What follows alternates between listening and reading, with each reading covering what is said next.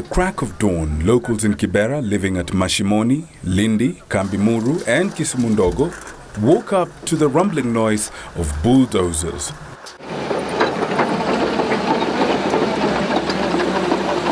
Soon, the dark and twisty alleyways of the area were crammed with security officers and personnel from the Kenya Urban Roads Authority and the National Building Inspectorate. Many who had not been able to move earlier scrambled to secure their property before the bulldozer caught up with them.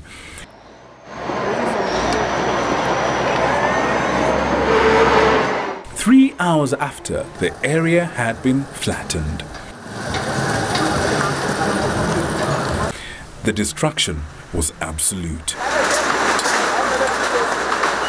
Even with prior notice and most of the houses uninhabited, the residents stared in stunned silence as the four villages simply disappeared.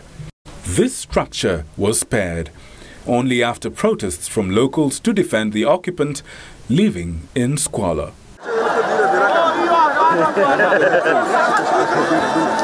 Schools were not spared either, all having to make way for the link road. However, the destruction of this church was just too much to bear for the faithful as they struggled to guard their emotions. This is the Pentecostal Evangelistic Fellowship of Africa Church in Kibera, Mashimoni. And right now it's still intact and it has served this community for many, many years. But this is probably the last time that it will be seen standing a few meters away, and you can hear the noise as the bulldozer is crunching through the tree and into this building. This, you're seeing history here, and this building is coming down.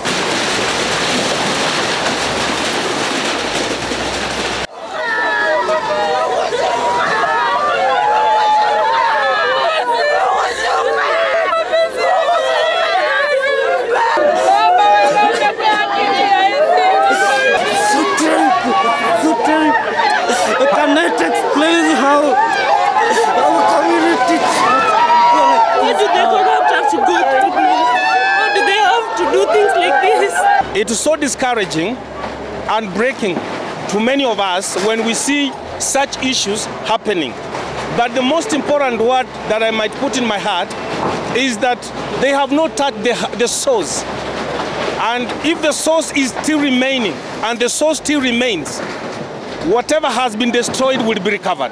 Their prayers had a desperate tone to them.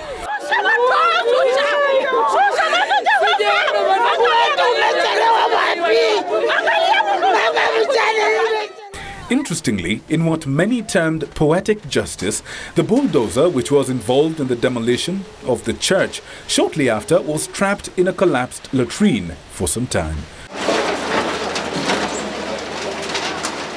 Elsewhere, swarms of salvagers sifted through the destruction in the hope of making quick money. Up to 30,000 people who lived in the area will have to start afresh elsewhere. Victor Muyakane, Channel 1.